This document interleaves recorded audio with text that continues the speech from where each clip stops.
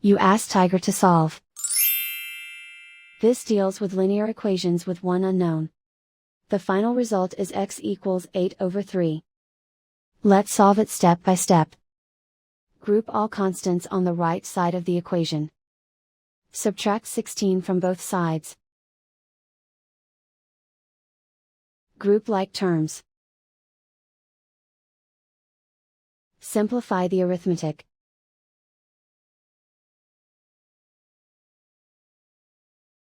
Isolate the x. Divide both sides by -6.